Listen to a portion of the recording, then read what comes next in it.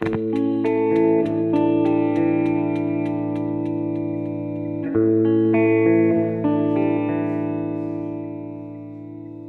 sóc la veu que han fet la veu d'uns altres, desteixint balbucejos, remors i altres consignes. I si em tremola el llavi com li tremola a uns altres, és per haver admès l'eco d'un esperit diable que ha corsecat el coll amb tanta i tanta cendra. Sóc la veu i la cendra. I ja m'hi fot no poder encomanar cap altre encant més alt.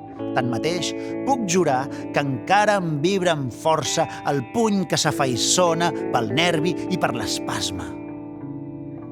Vull dir, no he mort del tot.